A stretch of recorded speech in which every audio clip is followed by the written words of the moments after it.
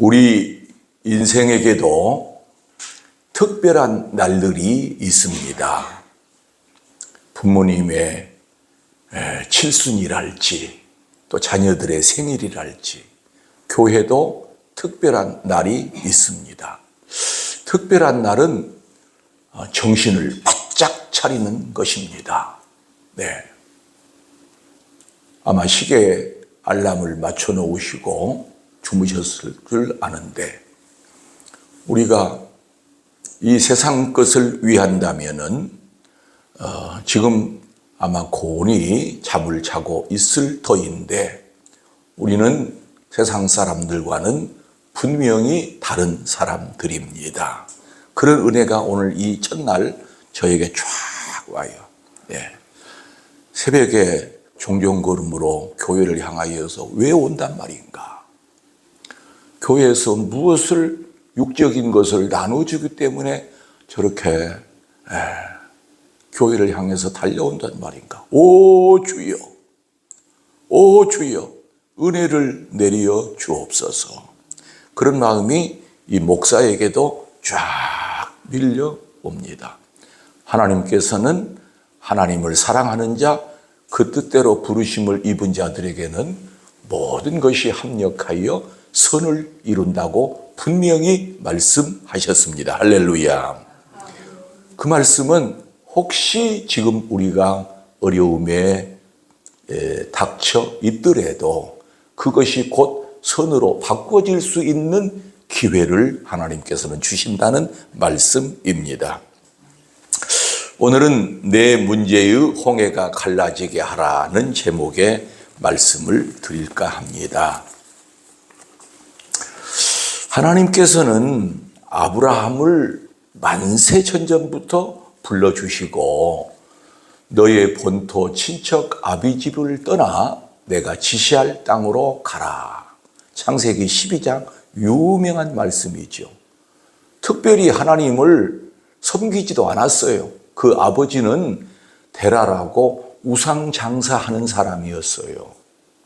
얼마나 하나님께서 가증히 여기셨겠어요? 그런데 그 아들 아브라함을 미리 부르셔서 내가 지시할 땅으로 가라. 그런데 참 묘한 것은 너는 복이 될지라. 창세기 12장에 보면은 내가 너에게 지시하겠는데 내 지시할 그 말을 잘 따르면 너는 복이 될지라. 그리고 더 놀라운 말씀은 너를 축복하는 자에게는 그 사람이 축복을 받을 것이고 너를 저주할 자에게는 그 사람이 저주를 받을 것이다.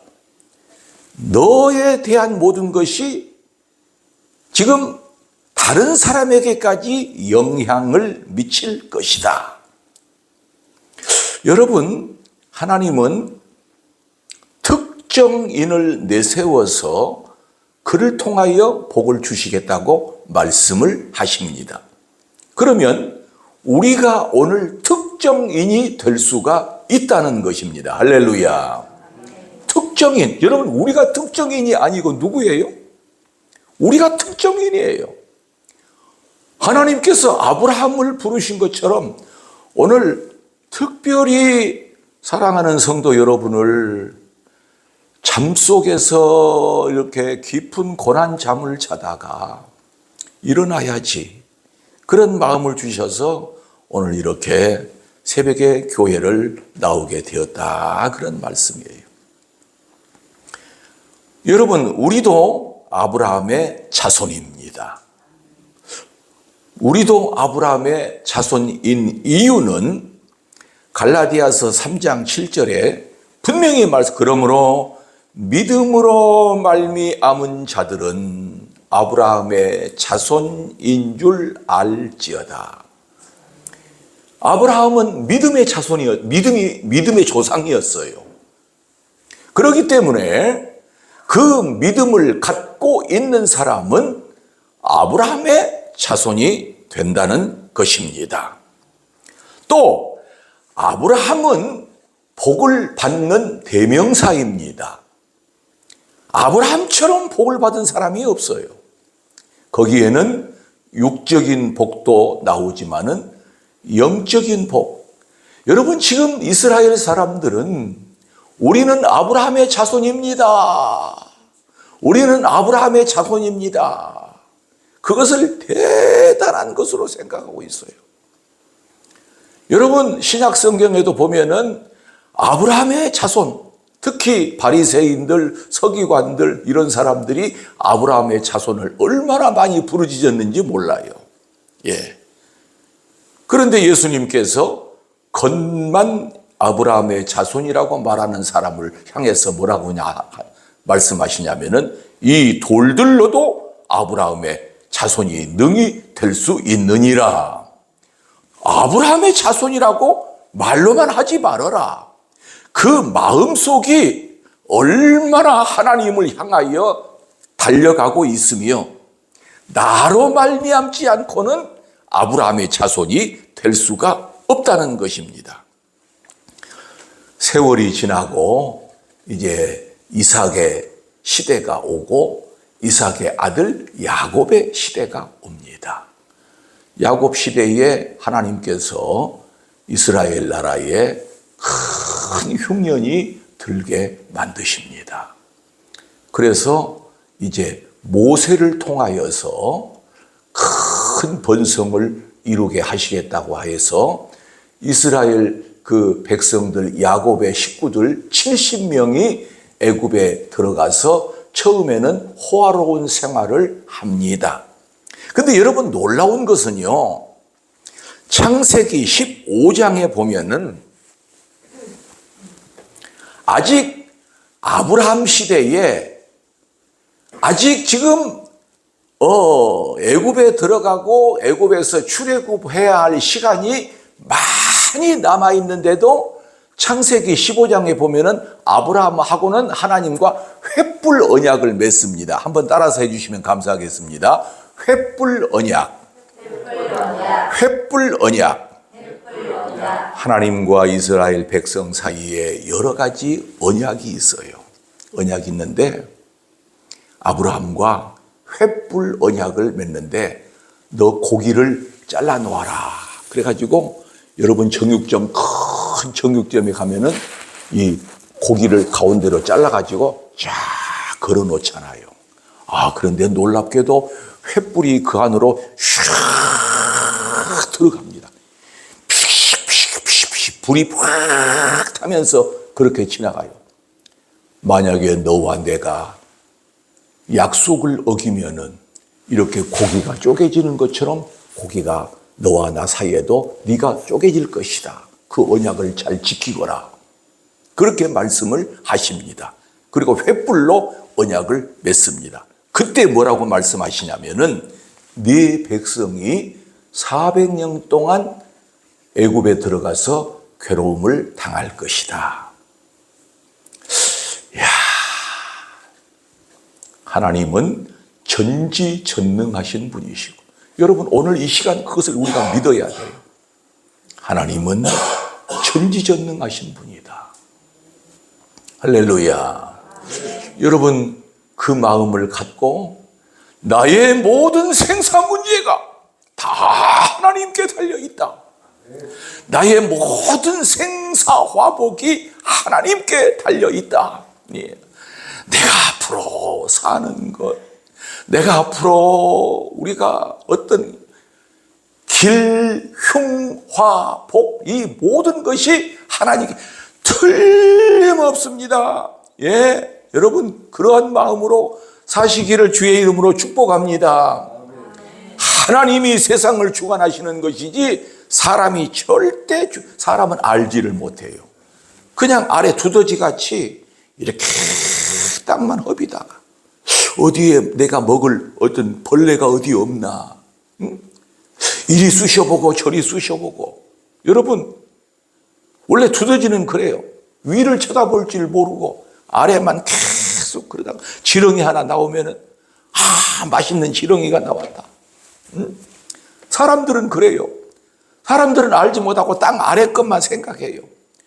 그러나 우리는 하나님께서 모든 것을 주관하시며 하나님께서 우리를 위하여 예수 그리스도를 보내셔서 그 예수 그리스도께서 고난을 당하시니 나도 그 고난에 조금이라도 동참해야 되겠다 하는 마음으로 나오는 그 마음을 하나님께서 위에서 보시고 어찌 그 정성을 갸륵하게 보시지 아니하겠느냐. 할렐루야. 그래서 애굽으로 들어가는데 400년 동안 고난을 당합니다. 흙을 퍼 날라라.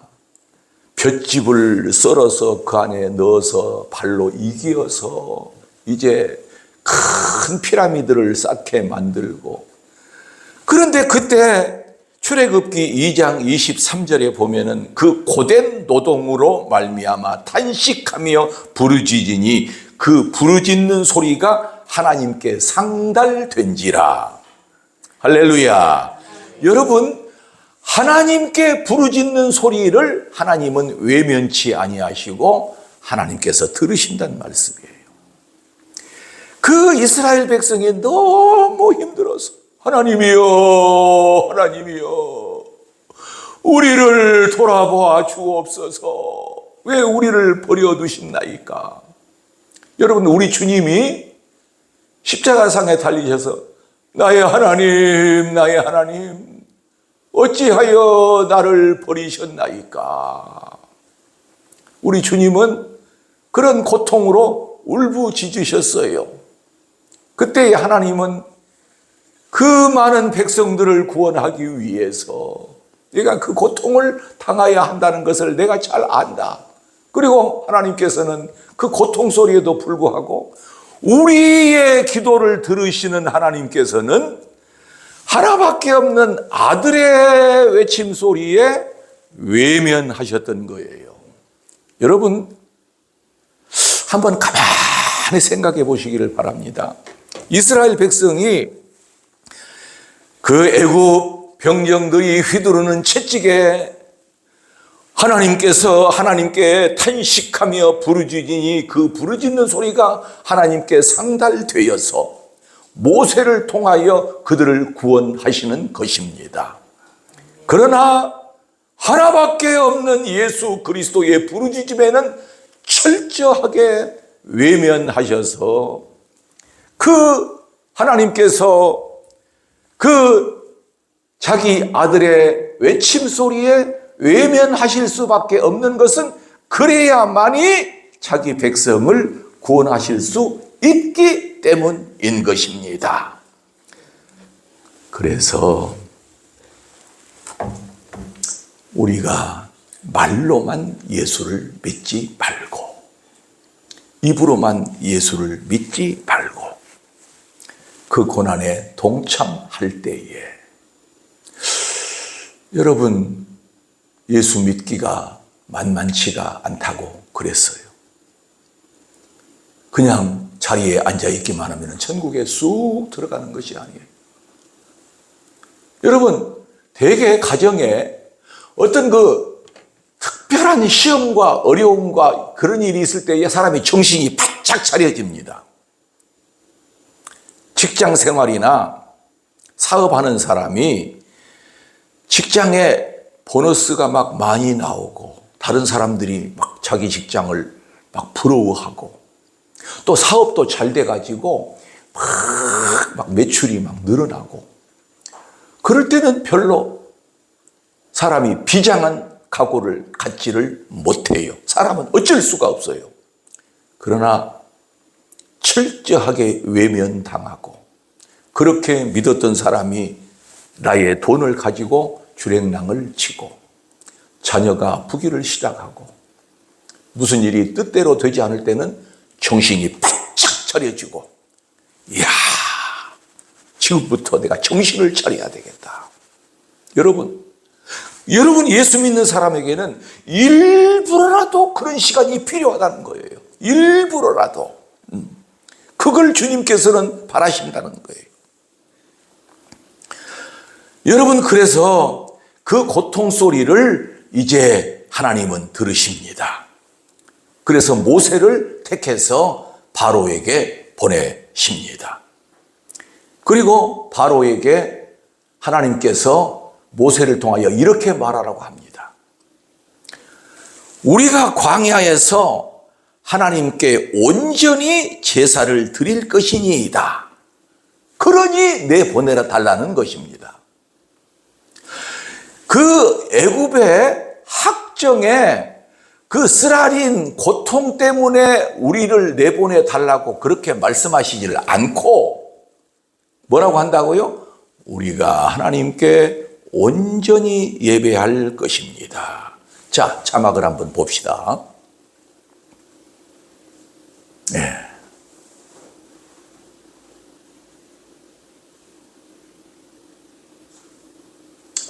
자, 우리가 시작.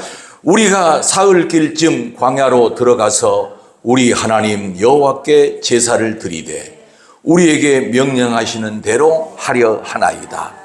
바로가 이르되 내가 너희를 보내리니 너희가 너희의 하나님 여호와께 광야에서 제사를 드릴 것이니라. 아멘. 여러분, 이스라엘이 애굽에서 고통 때문에 벗어나라고 하신 것이 아니라 온전히 하나님께 예배하기 위해서 내보내달라는 것입니다. 거기에 큰 뜻이 있습니다. 여러분, 그렇기 때문에 예배가 얼마나 소중하다는 것을 우리가 알 수가 있어요. 예. 여러분, 우리는 날마다 예배하는 삶을 살기를 원합니다. 할렐루야. 다윗은 말하기를 주의 궁정에서 첫날 있는 것보다도 내 하나님의 성전에 단 하루 문지기로 있는 것이 낫겠사옵나니. 할렐루야. 왕궁에서 첫날을 있는 것보다 얼마나 여러분 대조적이에요? 네, 하나님 나라에 문지기로 하루 사는 것이 그것이 낫다고 하는 그 고백. 여러분, 저는 다짐했어요. 내 인생을 무엇을 위해 마지막을 장식할까? 다윗의 고백처럼 나도 문지기로 내 마지막 인생을 보내는 그것이 그렇게 행복하다는 겁니다. 그래서 예배를 온전히 드리게 해달라는 것입니다. 그래서 드디어 출애굽을 했어요. 여러분, 출애굽은 죄악에서 벗어나는 것을 의미합니다. 그런데 출애굽을 해서 완전히 가나안 땅에 이르는 것이 아니에요. 애굽을 벗어났습니다. 그래서 쫙 행진을 하고 있습니다. 그러나 하나님께서는 편안하게 가나안 땅에 이르게 하시지를 않습니다. 여러분, 가나안 땅에 이르는 것은 천국을 의미합니다.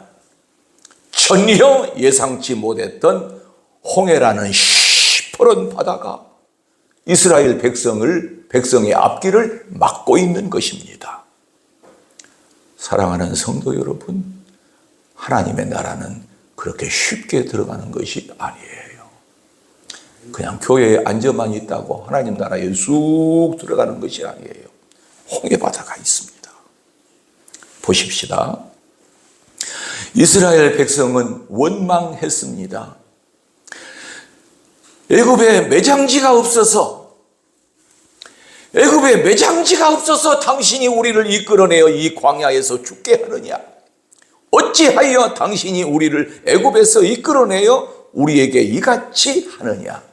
가장 못된 소리가 바로 그 소리입니다. 애굽은 뭘 상징하냐면 죄악을 상징합니다.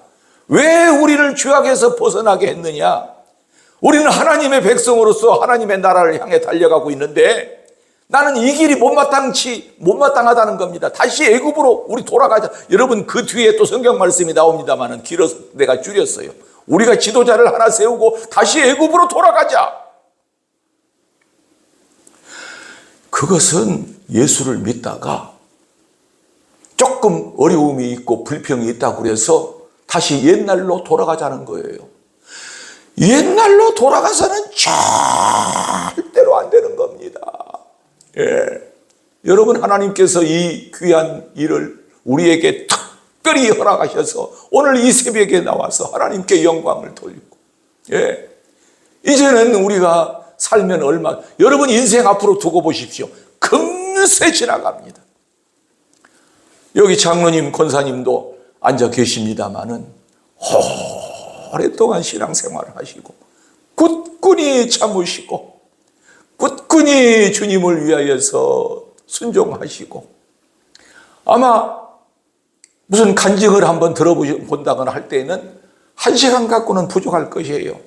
여기까지 이를 동안에 여러 가지 고난과 험난한 일을 다 믿음으로 이기고, 여러분, 우리도 다 믿음으로 이기고 승리하시는 여러분 되시기를 바랍니다. 그런 앞길이 캄캄한 홍해바다가 가로막고 있을 때에 모세를 통하여서 그 홍해바다가 갈라지게 하는데, 여러분, 근데 대개 사람들은, 이제 설교를 빨리 마치겠습니다. 우리는 쉽게라고 하는 영화를 보든지 무엇을 거기다가 포커스를 맞추고 무엇에다가 초점을 맞추냐면은, 와, 물이 갈라졌다. 그 물이 갈라지는 현상에 초점을 맞춥니다. 이야, 저럴 수가 있을까? 거기에다가 초점을 맞출 것이 아니라 하나님의 능력에다가 초점을 맞춰야 할 줄 믿습니다. 하나님의 능력, 하나님은 저 시퍼런 바닷물도 가르게 하실 수 있는 능력이 있다. 그러므로 나의 앞길에 홍해바다와 같은 시퍼런 도무지 어찌할 바 모르는 그 일들이 나를 막고 있다고 할지라도 하나님의 능력으로 그 홍해를 가르게 하실 수 있는 분, 그것은 온전히 하나님이시다. 할렐루야. 그것을 굳건히 믿고 나가는 성도 여러분 되시기를 바랍니다. 직장 문제, 사업장의 문제, 가정의 문제, 자녀의 문제가 없는 사람이 없습니다. 그러나 그 문제의 홍해 바다를 가르게 하실 수 있는 분은 하나님이십니다. 할렐루야. 처음에는요, 잘 보이지가 않아요. 우리 가정의 일을 어떻게 할까? 내 앞에 문제를 어떻게 할까? 막막해요. 그러나 홍해 바다를 가르게 하시는 하나님은 분명히 나의 문제도 가르게 하실 수 있습니다. 여러분, 그 생각을 딱 하지. 하나님께 우리가 올인해야 돼요. 예. 이제 두고 보세요. 앞으로 10년 후나 20년 후나 그때 김선영 목사님께서 특별 새벽 기도를 통해서 홍해바다가 갈라질 때에 내 인생의 바다도 갈라진다는 것을 우리가 느끼는데, 당시에는 그것을 어떤 느낌이 없고 감이 잘 오지를 않았는데도 10년 후나 20년 후를 바라보라고 하시더라. 그런데 10년이 지나고 20년이 지나 볼 때에 그때의 내가 원하는 것이 다 이루어지지 않았냐. 저는 가만히 생각할 때에 지금까지 하나님께 기도한 내용이 한 가지도 안 이루어진 것이 없어요. 할렐루야. 한 가지도 안 이루어진 것이 없어요. 지나간 날 무수한 어려운 일들을 많이 겪었어요. 예. 그런데 이렇게 하나님 앞에 우뚝이 서 있어요. 이 새벽 기도를 지금 여러분들 앞에서 지금 침례하고 있어요. 어느 한 가지도 안 이루어진 것이 없어요.